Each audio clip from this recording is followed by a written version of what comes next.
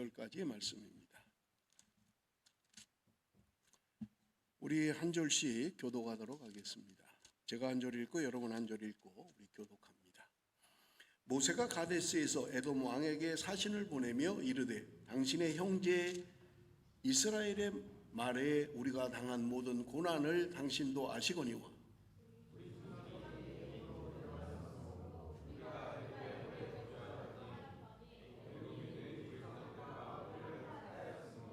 우리가 여호와께 부르짖었더니 우리 소리를 들으시고 천사를 보내사 우리를 애굽에서 인도하여 내셨나이다. 이제 우리가 당신의 변방 모퉁이 한 성읍 가데스에 있사오니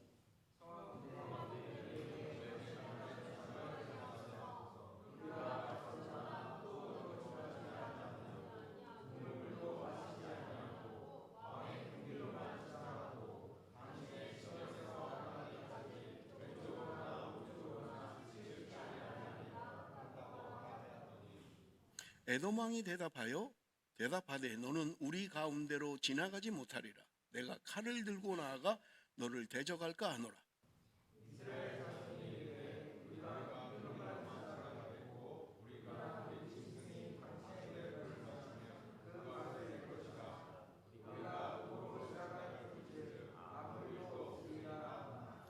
그는 이르되 너는 지나가지 못하리라 하고 에돔 왕이 많은 백성을 거느리고 나와서 강한 손으로 막으니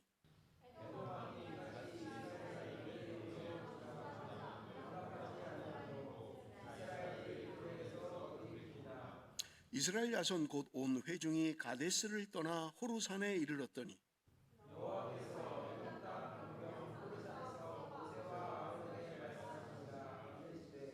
아론은 그 조상들에게로 돌아가고 내가 이스라엘 자손에게 준 땅에는 들어가지 못하리니 이는 너희가 무리바 물에서 내 말을 거역한 까닭이니라.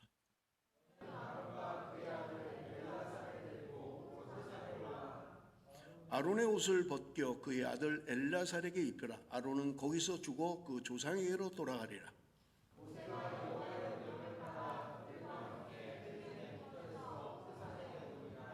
모세가 아론의 옷을 벗겨 그의 아들 엘라살에게 입히매 아론이 그 산 꼭대기에서 죽으니라. 모세와 엘라살이 산에서 내려오니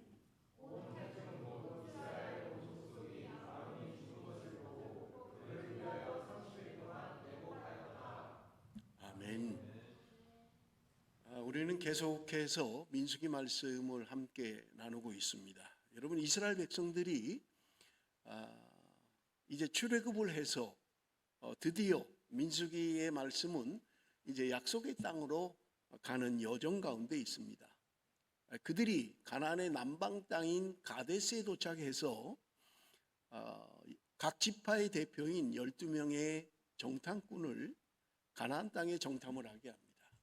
그런데 그들이 돌아와서 하는 보고는 상반된 보고였던 것입니다.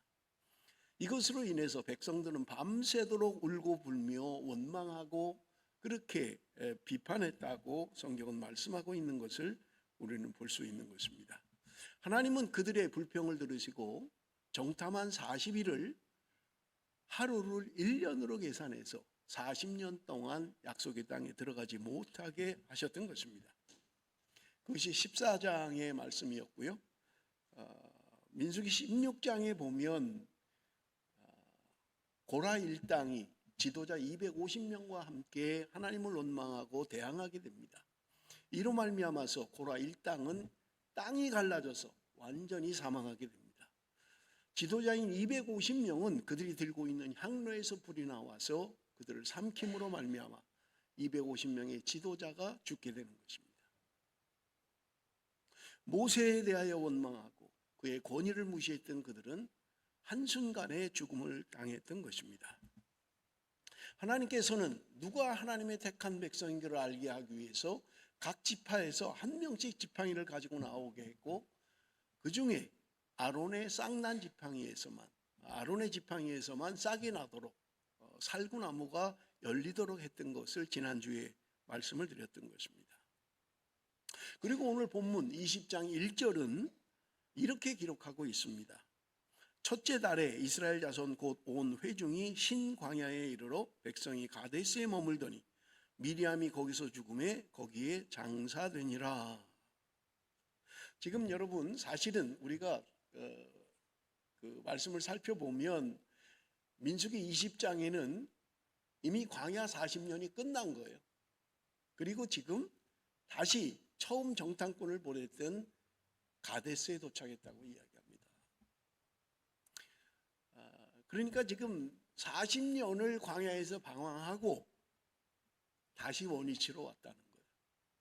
정탐꾼을 보냈던 그 가데스에 다시 도착했다고 말씀하고 있는 것을 우리가 볼 수 있습니다. 여러분, 우리가 알 수 있는 것처럼 그들은 지금 출애굽 2세대예요. 이미 출애굽 1세대는 거의 다 죽었어요. 물론 아직 살아있는 사람도 있겠지만 출애굽 2세대들이 주동이 된 시점인 것을 우리가 알 수 있어요. 하워링을 조금만 잡아주면 좋겠는데. 여러분, 그런데 그들이 지금 마실 물이 없다고 원망하고 있는 것을 우리가 볼 수 있습니다. 우리 한번 봅니다. 20장 5절 다 같이 한번 읽어봅니다. 다 같이 읽겠습니다. 시작.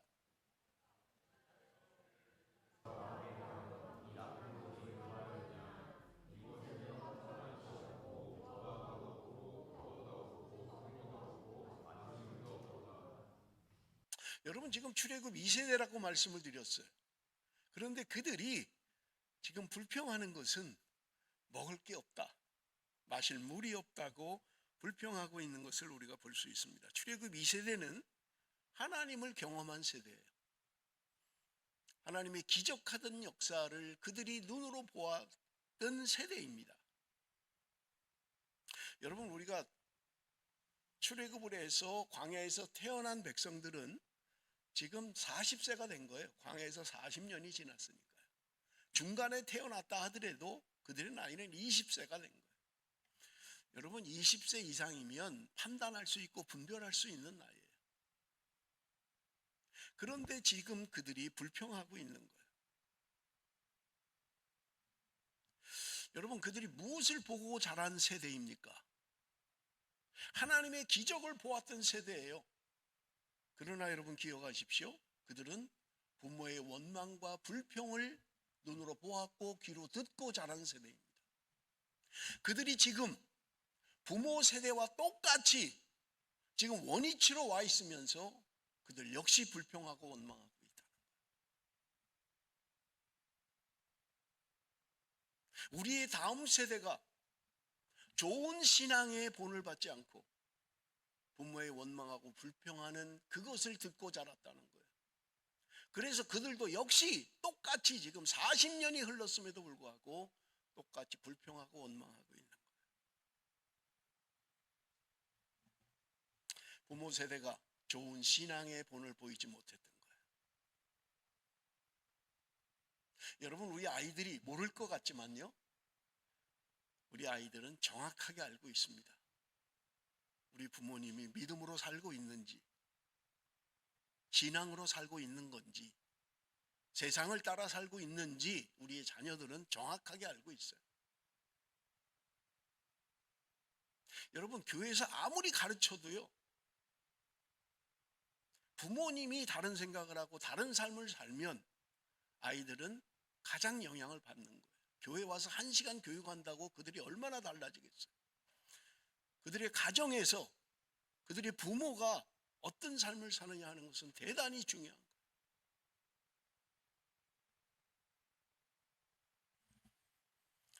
여러분, 오늘 본문은 그들이 이제 약속의 땅으로 출발해서 가는 것입니다. 행진이 시작됐어요. 17절 18절 우리 중간에 좀 올려주면 좋겠네요. 17절 18절 우리 한번 좀 읽어보겠습니다. 다 같이 시작.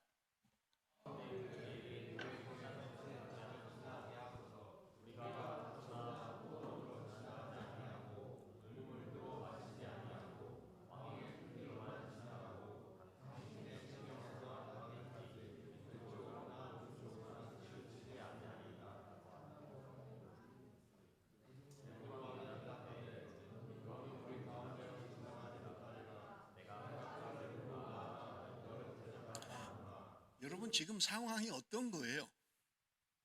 이스라엘 백성들은 왜 에돔 땅을 지나가려고 하는 거예요? 또 에돔 사람들은 왜 이스라엘 백성들이 지나가는 걸 그토록 못 지나가게 하는 거예요? 여러분, 우리 지도를 좀 보겠습니다. 여러분, 설명을 지도를 통해서 해야 여러분들이 좀 쉽게 알 텐데 지금 아마 안 보일 거예요. 일부 예배 때도 안 보이더라고요. 여러분, 이게 이스라엘 지도입니다. 이게 사해고요, 위에 갈릴리예요. 이 중간에 지나는 게 요단강이죠. 그런데 이스라엘을 지나가는 네 중요한 도로가 있습니다. 이 길은 뭐냐면 해안길이에요. 해안길, 해안도로. 지금 여긴 지중해고요. 이 지중해 바닷길로 올라가는 가장 편한 길이에요. 그래서 여러분, 우리가 이스라엘의 역사 가운데 애굽이, 이 밑에 애굽이 위에 바벨론하고 전투를 벌이기 위해서 올라갈 때 이 해안도로를 따라서 올라갔던 거예요. 그 다음에 두 번째는 족장의 길이라는 길이 있습니다. 이 족장의 길, 여기는 어디냐면요, 산 꼭대기예요. 여러분, 지중해에서부터 이쪽으로 올라가면 여기 예루살렘이 있죠. 이 예루살렘이 해발 700m가 되는 곳이에요. 그러니까 지금 해안도로서부터 이렇게 올라가는 거예요. 그러니까 여기가 굉장히 높은 곳이죠. 그러니까 이거는 산등성이, 산 꼭대기로 가는 길이에요. 이게 족장의 길이라는 곳이에요. 여러분, 40명의 정탐꾼이 이 길을 따라서 가나안을 정탐했던 거예요. 그리고 나면 계곡길이라는 게 있습니다. 계곡길. 이거는 요단강을 따라서 오는 길이에요. 그런데 여러분, 요단강이 조그만 냇가가 아니에요. 여러분, 아주 깊은 곳은 협곡이라고 생각하면 돼요. 아주 깊은 곳은 200m가 넘는 곳이 또 있어요. 그러니까 아주 협곡이죠, 협곡. 물론 뭐 쉽게 좀 건너가는 길이 이제 여리고에서 건너가는 이 동쪽으로, 요단 동편으로 건너가는 길, 여리고로 많이 이용을 해요. 여기는 그래도 조금 이제 낮은 길이에요. 그래서 이쪽 요단 강 중에 여리고에서 건너가는, 동편으로 건너가는 길이죠. 이스라엘도 그렇게 들어갔고요. 그러니까 이 해안도로를, 협곡인데 밑으로 가는 거예요. 그 협곡길을 따라서. 그게 이제 계곡길이고요. 그리고 나면 이게 이제 왕의 대로라는, 여러분 성경 오늘 본문에 왕의 큰 길 이렇게 이야기합니다만 왕의 대로예요. 왕의 대로라는 그런 길입니다. 다음 지도를 좀 올려주세요. 자, 이거 이제 디테일하게 좀 보시면, 여러분, 이스라엘 백성들이 여기 가데스 바네아에 있잖아요. 여기서 지금 이스라엘로 가야 돼요. 이쪽으로 올라가야 되는데 산지, 족장길이라고 하는 산지길로 가면 산을 올라야 돼요. 700m가 되는 높은 산을 올라야 돼요. 그러니까 쉽지 않죠. 그래서 제일 쉬운 길은 뭐냐면, 해안길은 너무 돌아가는 길이고요. 여기서 지금 왕의 대로라고 하는, 여기 왕의 대로라고 돼 있잖아요. 왕의 대로를 따라서, 이 왕의 대로, 이 길을 따라 올라가서 여리고를 건너가는 거예요. 그럼 이스라엘로 들어갈 수 있어요. 근데 이 길이 왕의 대로라고 이름 붙여진 것은, 여러분 쉽게 말하면 고속도로라고 생각하면 돼요. 평탄한 길인 거예요. 그러니까 지금 모세가 이스라엘 백성들을 끌고 이 지경으로 가려고 하는 거예요. 이 길로. 그래야 좀 쉽게 갈 수 있으니까. 근데 문제는 뭐냐면, 이 왕의 대로를 막고 있는 게 에돔이에요. 에돔의 지경이에요, 지금. 그런데 여기서 지금 이 에돔 왕에게 모세가 우리 좀 지나가자. 그리고 너와 우리는 형제 나라가 아니냐. 그러니까 좀 여기 지나가게 해주라. 우리 좌우로 치우치지 않을 거야. 니네 물도 마시지 않고 니네 뭐 음식 따먹지도 않을 거야. 그냥 길로만 갈게. 그러니까 우리가 이 가는 길을 좀 허락해 달라라고 이야기하고 있는데, 에돔은 죽어도 안 된다는 거예요. 죽어도 안 된다는 거예요. 그래서 그들이 택한 길이 뭐냐면 이 지금 광야길을 택한 거예요. 이 광야길, 엘락, 에시온게벨, 이 사막길을 통해서 지금 이스라엘로 들어가는 이 길을 선택했다는 거예요, 지금. 그러면 여러분, 왜 에돔은 그렇게 이스라엘이 지나가는 걸 싫어할까요? 형제 나라인데 왜 그걸 그렇게 반대하는 거예요? 여러분, 에돔이 누구예요? 여러분, 우리가 잘 아는 이삭의 쌍둥이 아들들이 있잖아요. 그죠? 야곱과 에서. 그런데 에돔은 그 에서의 후손들입니다. 그러니까 이스라엘의 주류, 지금 이스라엘의 주류로 흘러가는 건 야곱의 후손들이 지금 흘러가는 거예요. 그런데 지금 반대로 에서의 후손들도 살아가고 있는 거예요. 근데 왜 그렇게 싫어하는 거예요? 형제 나라인데. 14절에도 표현하기를 모세가 당신의 형제 이스라엘이라고 표현합니다. 당신과 우리는 형제다. 사실 맞는 말이에요. 쌍둥이였으니까요. 그러니까 우리가 좀 지나가는 것을 허락해 달라라고 하는데 에돔은 반대하고 있는 거예요. 19절에 보면 이스라엘 자손이 이르되 우리가 큰 길로만 지나가겠고 우리나 우리 짐승이 당신의 물을 마시면 그 값을 낼 것이라. 우리가 도보로 지나갈 뿐인즉 아무 일도 없으리이다 하나. 안 된다고 하니까 모세가 또 간곡하게 부탁을 하는 거예요. 우리가 그냥 지나갈 건데 혹시 지나가면서 물을 먹는다든지 지나가면서 뭘 먹으면 값을 지불하겠습니다. 그러니까 우리를 좀 통과시켜 주십시오 라고 이야기하고 있는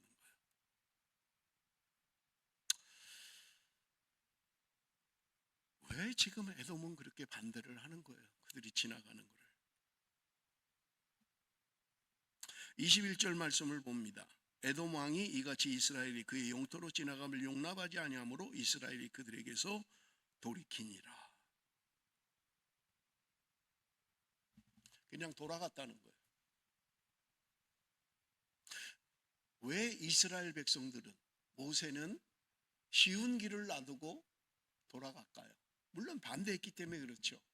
그런데 여러분, 지금 이스라엘의 병력도 만만치 않아요. 학자들은 이야기해요. 그냥 다이렉트로 붙으면 이스라엘이 이길 수 있는 승산이 훨씬 더 많다는 거예요. 그러면 보세요. 지금 평탄한 길이에요. 거기 머물겠다는 것도 아니고 싸우겠다는 것도 아니고 우리 그냥 지나만 좀 가자 라는데 반대하고 있는 거예요. 그러니까 자기들 군사력도 있겠다, 힘도 있겠다, 밀어붙이면 돼요 그냥. 그럼 이제 전쟁이 나겠죠. 그러면 둘 중에 하나는 사망하는 거예요. 둘 중에 하나는 망하는 거예요. 그러면 여러분, 우리가 볼 때 나에게 힘이 있어요. 군사력이 있다고요. 싸울 능력도 있어요. 근데 내가 좀 지나만 가겠다는데 뭐 다른 것도 아니고, 그리고 지나가다가 물을 먹으면 물값도 내겠다는데 그걸 못하게 하는 거예요. 어떻게 하시겠어요? 내가 힘이 있는데. 그래? 그럼 막아봐 한번. 우린 지나갈 거야. 니네가 못 지나가게 하면 그래 한번 막아봐. 난 지나갈 테니까. 싸움밖에 생기는 게 없는 거죠. 전쟁이에요. 그런데 이스라엘이 그 길을 선택하지 않았다는 거예요. 돌아가는 길을 선택했다는 거예요. 성경에 보면 이것 때문에 이스라엘 백성들이 마음이 상했다, 그렇게 성경은 이야기해요. 평탄한 길로 가면 빠르게 갈 수 있는데 그걸 놔두고 사막길로 우회해서 돌아가려니 그들의 백성들이 마음이 상했다고 이야기하고 있는 것을 우리는 볼 수 있는 것입니다. 왜 그럴까요? 왜 그렇게 에돔 사람들은 미워하는 거예요? 우리가 잘 아는 것처럼 창세기에 보면 야곱이 동생이잖아요. 에서가 형이고. 그 당시에 이스라엘의 혈통은요, 장자로 말미암아 이어져 내려가는 거예요. 차남 중요하지 않아요. 장남이 중요하지요. 그런데 그 야곱이 에서의 장자권을 팥죽 한 그릇에 팔아 사버린 거예요. 그러니까 지금 에서의 후손들은 야곱이 그렇게 사기만 안 쳤으면, 그렇게 우리 조상의 장자권을 빼앗지만 않았으면 지금 이스라엘의 주도권을 가지고 우리가 살아갈 수 있는데 완전 사기당해가지고 팥죽 한 그릇으로, 그래서 자기들이 이렇게 지금 변방에 살게 됐다라고 생각하고 있는 거예요. 그러니 이스라엘에게 좋은 감정이 있을 수가 없죠. 완전히 우리는 속아 넘어간 거야. 저것들 사기쳤어 우리한테.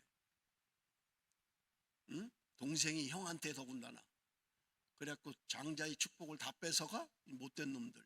그러니 좋은 감정을 가질 수가 없는 거예요. 출애굽기 15장 14절 15절을 읽어보겠습니다. 출애굽기 15장 14절 15절 다 같이 시작. 여러 나라가 듣고 떨며 블레셋 주민이 두려움에 잡히며 에돔 두령들이 놀라고 모압 영웅이 떨림에 잡히며 가나안 주민이 다 낙담하나이다. 여러분 지금 이게 무슨 말이냐면 이스라엘 백성들이 애굽에 400년 동안 살다가 모세의 인도로 말미암아 지금 홍해를 건넌 사건을 말하는 거예요. 바다가 마른 땅이 되고 이스라엘 백성들이 그 길을 건넜던 거예요. 지금 이 사건 때문에 주변의 나라들이 두려워하고 있는 거예요. 여기 보면 여러 나라가 듣고 떨며 블레셋 주민이 두려움에 잡히며, 블레셋이라고 하는 가나안 원주민들이죠. 상당히 싸움에 능한 사람들이에요. 보통 강한 사람들이 아니에요. 그런데 그들이 지금 이스라엘 백성들이 홍해를 건넌 것으로 인해서 두려워하고 있는 거예요. 15절에 에돔 두령들이 놀라고 모압 영웅이 떨림에 잡히며, 여기 지금 에돔 두령들이 놀랐다는 거예요. 그리고 그 위에 여러분 모압, 지금 아까 지도에서 기억하실지 모르겠어요. 모압 사람들이 올라가는 길에 그 바로 위에 그 모압이 있고요. 그 바로 위에 암몬 족속이 있어요. 요단 동편으로 완전히 자리 잡고 있는 거예요. 모압과 암몬은 우리가 잘 아는 것은 롯의 아들들, 그들이 조상인 거예요. 에돔은 에서의 후예들이고요. 그런데 그들이 지금 두려워하고 있다는 거예요. 여러분 생각해 보세요. 형제 나라예요. 쌍둥이 중에 하나예요. 그러면 그들이 지금 애굽에서 400년 동안 고생하고 지금 드디어 이제 홍해를 건넜다 그러면 박수를 쳐야 되잖아요.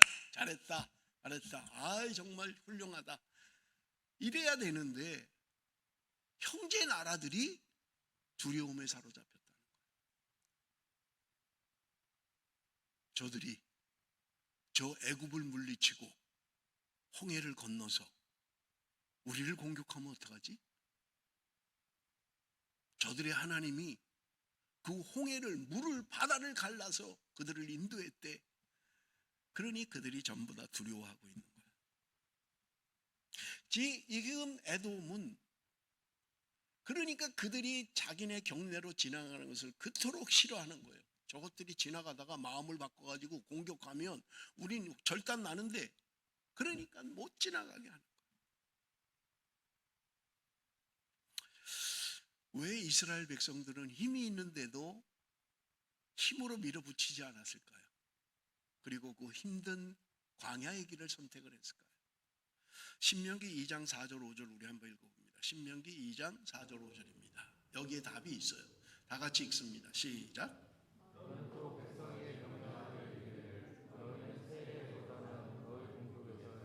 자손이 사는 지역으로 지날 텐데 그들이 너희를 두려워하리니 너희는 스스로 깊이 삼가고 그들과 다투지 말라. 그들의 땅은 한 발자국도 너에게 주지 아니하리니 이는 내가 세일사를 에서에게 기업으로 주었음이니라. 자, 지금 이스라엘 백성들이 지금 에돔 땅으로 지나가려고 할 때 하나님이 그들에게 말씀하신 것이 있어요. 그건 뭐냐? 너희들이 깊이 삼가해라. 그리고 그들과 다투지 말라. 에돔 족속과 다투지 말라는 거예요. 내가 그들이 살고 있는 세일산 그 지경은 내가 그들에게 준 것이다. 하나님이 말씀하셨던 거예요. 그러니까 지금 이스라엘 백성들은 얼마든지 힘으로 밀어붙일 수도 있는 거예요. 그래서 평탄한 길 선택하면 돼요. 그런데 하나님이 말씀하셨던 거예요. 너네 싸우지 마. 내가 그들을 지키고 보호하는 거야. 그러니까 다투지 마. 너네 걔네들하고. 지금 그러고 있는 거예요. 여러분 우리가 신앙생활하고 살아가면서 내가 원하는 대로 되지 않을 때가 많아요. 내가 계획한 대로 계획대로 잘 되지 않잖아요. 나의 필요, 내가 필요한 것, 나의 정당성, 그것이 문제가 아니라 하나님의 뜻이 중요하다는 말입니다.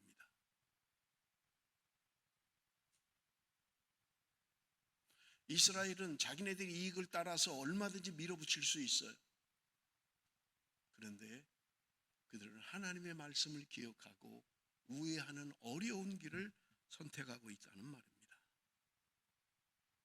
험한 길입니다. 위험한 길입니다. 피곤한 길이에요. 그런데 그들은 그 길을 선택해요. 왜요? 하나님의 말씀이니까. 싸우지 마라, 다투지 말라 하는 하나님의 말씀이라 그들은 험한 길을 선택했던 거예요. 힘든 길을 선택했던 거예요. 쉽지 않은 길을 선택했다는 말입니다. 여러분, 우리가 살면서 계획대로 다 된다면 얼마나 좋겠어요.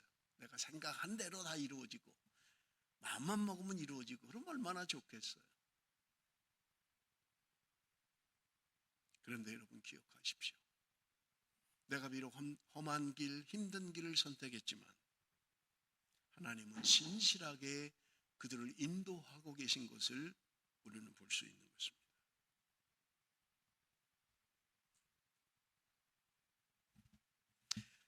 내가 내 인생대로 내 계획대로 되지 않을 때 여러분 우리는 하나님의 뜻을 기억해야만 합니다. 하나님이 나에게 원하시는 것이 무엇일까? 하나님은 내가 어떻게 사는 것을 원하시는가? 여러분, 오늘 우리가 읽었습니다마는 22절부터 29절까지는 아론의 죽음을 이야기하고 있는 말씀입니다. 그런데 우리 좀 먼저 아론에 대해서 살펴볼 것은 민수기 33장 38절 39절 우리 한번 같이 읽어봅니다. 다 같이 읽습니다. 시작. 이스라엘 자손이 애굽 땅에서 나온 지 40년째 5월 초하루에 제사장 아론이 여호와의 명령으로 호르산에 올라가 거기서 죽었으니 아론이 호르산에서 죽던 때의 나이는 123세였더라. 자, 아론이 죽은 것은요, 출애굽하고 나서 40년 5월 1일에 죽었다고 성경은 기록합니다. 그리고 죽을 때 그의 나이가 123세였다 그렇게 이야기를 해요. 그런데 아론의 죽음을 이야기하면서 여호와의 명령으로 호르산에 올라가 거기서 죽었다는 거예요.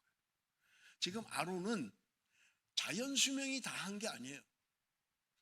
지금 뭐 이제 늙을 대로 늙어서 죽을 때가 다 힘도 없고 그냥 뭐 걷지도 못하고 그냥 뭐 그런 상태를 말하고 있는 게 아니에요. 하나님의 명령대로 그는 죽었다고 말씀하고 있는 것을 우리는 볼 수 있습니다. 하나님이 지금 아론에게 이야기하는 거예요. 됐다, 너는 이제 여기까지다 라고 하고 계신 거예요. 여러분, 우리가 아론의 인생을 보면 두 번씩이나 배신한 사건이 성경에 기록되어져 있어요. 제일 첫 번째는 이스라엘 백성들이 시내산에 머물 때 모세가 십계명을 받기 위하여 금식하며 하나님 앞에 나갔을 때 밑에 있던 백성들, 그들은 금송아지를 만들고 우상을 숭배했던 거예요. 거기에 아론이 있었던 거예요. 얼마나 주동적으로 했는지는 몰라도 이스라엘 백성들에게 있어서 모세 다음엔 아론이잖아요. 그런데 그가 이스라엘 백성들이 반역하는 걸 보면서도 안 돼, 그러면 안 됩니다 라고 말하지 않았다는 거예요. 잘못인 줄 알면서 죄의 길로 가고 있는 걸 알면서도 아론이 분명하게 얘기하지 않았다는 거예요. 그것이 그의 인생의 첫 번째 실수였던 것입니다. 두 번째는 미리암과 아론이 모세를 대항했던 거예요. 우리 뭐 민수기에서 다 묵상했잖아요. 당신만 하나님의 음성을 듣습니까? 우리도 하나님의 음성을 듣는 사람들입니다. 왜 당신만 그렇게 총회 위에 높이 인정을 받으려고 합니까? 우리도 좀 그 자리에 있으면 안 됩니까? 영적 교만이죠. 질투예요. 이것 때문에 미리암은 일주일 동안 문둥병에 걸리게 됩니다. 아론에게 있어서는 이 두 사건이 치명적인 자신의 실수였던 거예요. 그럼에도 불구하고 하나님은 아론에게 제사장의 직분을 감당하게 하셨던 것입니다. 모르기는 몰라도 평생 그는 속지 않은 마음으로 그렇게 살았을 것입니다.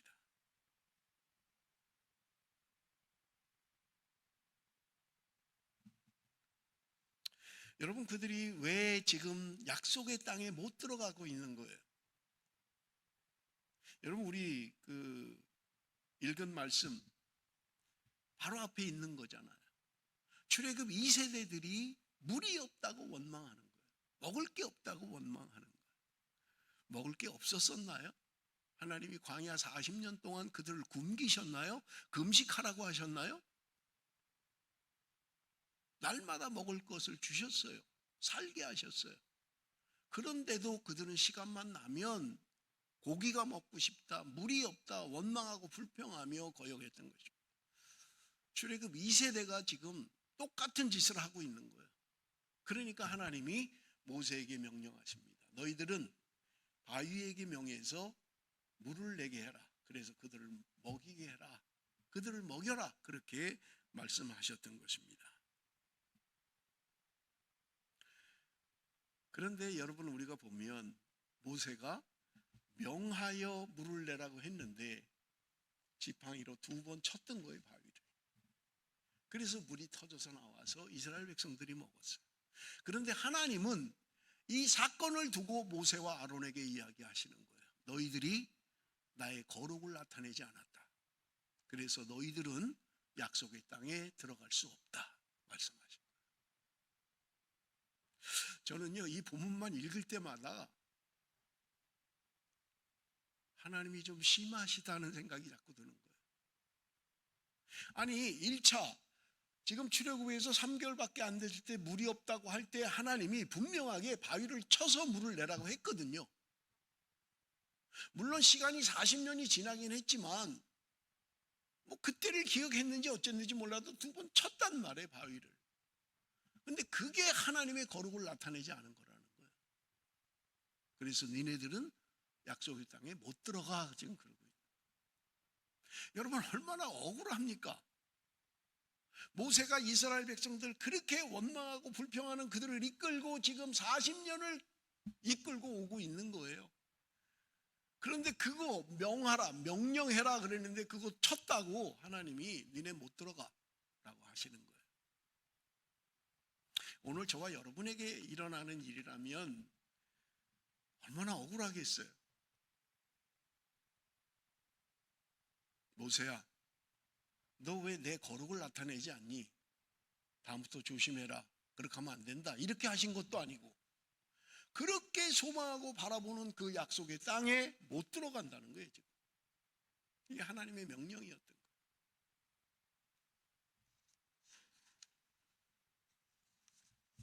자, 그러면 왜 이게 문제가 될까요? 아니, 뭐 명하는 거나 치는 거나 그게 뭐가 그렇게 차이가 나냐고요. 우리 성경을 좀 봅니다. 고린도전서 10장 4절. 고린도전서 10장 4절 다 같이 읽습니다. 시작. 다 같은 신령한 음료를 마셨으니 이는 그들을 따르는 신령한 반석으로부터 마셨음에 그 반석은 곧 그리스도시라. 여러분, 지금 모세가 지금 지팡이로 친 이 사건이 1500년 후에 바울이 그 사건을 영적으로 다루고 있는 거예요. 근데 뭐냐면 그 바위가 바로 예수 그리스도라고 이야기합니다. 네가 그 바위를 친 것은 예수 그리스도라는 거예요. 예수 그리스도의 죽음을 상징적으로 보여주고 있는 거예요. 그래서 여러분, 우리가 요한복음 7장에 보면 너희의 배에서 생수의 강이 흘러넘칠 거라고 이야기합니다. 생수의 강이 흘러넘칠 거라고. 그런데 그 생수의 강은 너희가 받을 성령이다, 그렇게 설명하고 있는 거예요. 그들이 광야에서 먹었던 만나는 신령한 음식을 먹은 것이다. 그들이 광야에서 마신 물은 신령한 음료를 마신 것이다. 그 신령한 물은 예수 그리스도로부터 흘러넘친 거라는 거예요. 그런데 모세가 그것을 기억하지 못하는 거예요. 알 수가 없는 거예요.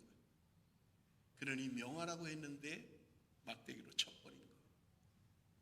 그러니 하나님이 진노하셨던 것입니다.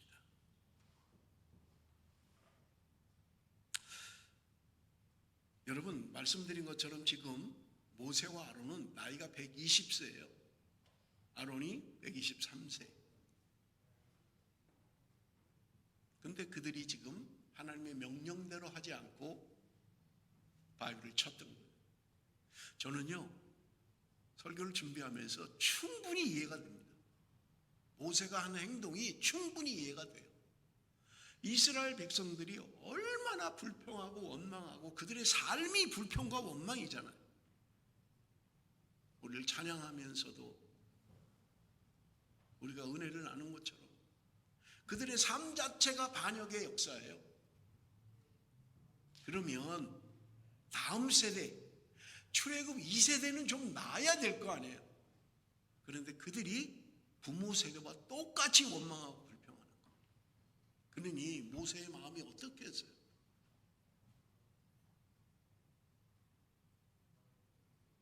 아마 그러니까 모세가 화가 났는지 지팡이로 때려버린 거예요. 바위로. 근데 하나님은 너희가 하나님의 거룩을 나타내지 않았다는 거예요. 여러분, 사람은 늙어도 혈기가 사라지지 않습니다. 혈기가 사라지지 않아요.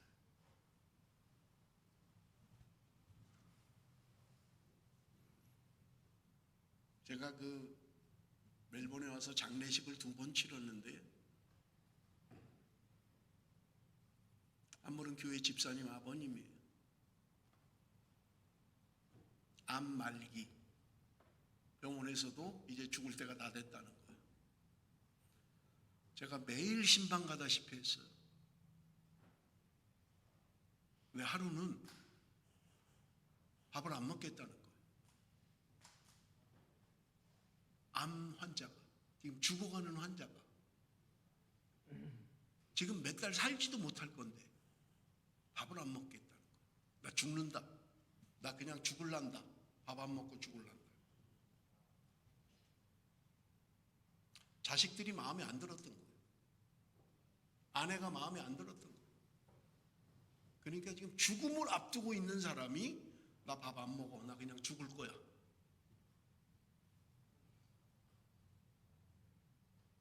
저는요, 나이가 들어도 성질이 안 바뀌어요. 기질이 안 바뀌어요. 나는 바뀌는 줄 알았어요. 그래서 제가 우리 집사람한테도 여보, 나 한갑 때까지만 좀 참어. 그럼 나 달라질 거야. 한갑이 5년이 지났는데도 안 달라지는 거야. 여러분들은 특별할 것 같아요? 아니에요. 인간의 본성이에요. 그 기질과 성질이 안 바뀌는 거예요. 죽을 때가 됐는데도 안 바뀌는 거예요. 120세가 됐는데 안 바뀌는 거예요. 좀 그 정도면 하나님의 거룩을 나타내고 말이나 행동이나 하나님의 거룩을 좀 나타내면 좋은데 안 바뀌는 거예요. 죄송합니다. 여러분 자녀한테 물어보세요. 엄마 아빠가 달라졌니? 한번 물어보세요. 우리 자녀들이 뭐라 그러는지. 달라지기는 개뿔 뭐가 달라져. 똑같은데. 기분 좋으면 조금 좋은 척 했다가 기분 나쁘면 소리 지르고 뭐 똑같은 거. 이 인간의 본성이 악한 본성이 120세가 돼도 변하지 않는 기질, 그 성질, 하나님의 거룩을 나타내야 될 지도자가 쳐버린 거예요.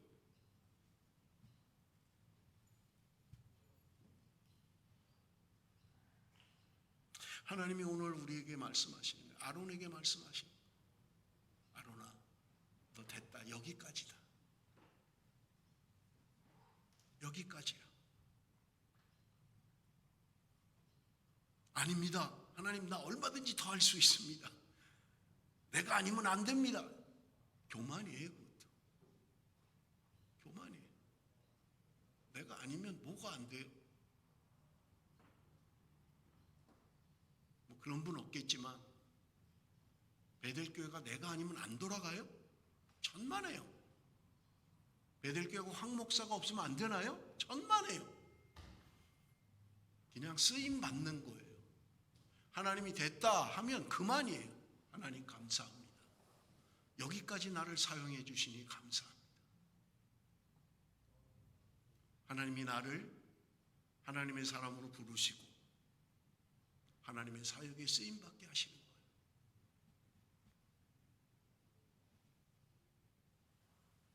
하나님이 너 이제 그만 됐다, 나한테 와라 하면 순종해야 돼요. 하나님 감사합니다. 내가 그래도 이 시간까지 쓰임받게 하시니 감사합니다. 말씀을 맺겠습니다. 여러분, 우리는 내 생각, 내 계획대로 안 될 때도 많이 있습니다. 그럴 때마다 여러분 기억해야 하실 것은 하나님의 뜻이 무엇일까? 지금 내가 비록 평탄한 길로 가지 못하고 험한 길, 힘든 길, 어려운 길을 선택해서 간다 할지라도 그 길이 하나님이 나와 함께 하시는 길이라면 하나님, 내가 순종하겠습니다. 어떻게 내 인생에 평탄한 길만 있겠어요? 힘든 길도 있을 것입니다. 어려운 길도 있을 것입니다. 그러나 여러분 기억하십시오. 내 생각, 내 뜻이 아니라 아버지의 뜻이 중요하다는 거예요. 하나님, 왜 나를 이렇게 힘들게 합니까? 하나님, 왜 내가 이렇게 당해야 됩니까? 왜 내 인생엔 왜 이렇게 험한 길만 있습니까? 조용히 묵상해 보십시오. 하나님은 나에게 무엇을 원하시는지, 하나님의 뜻은 무엇인지 기억해야 된다는 말입니다. 하나님의 거룩하심을 나타내지 못한 모세와 아론은 약속의 땅을 코앞에 두고 들어가지 못했습니다.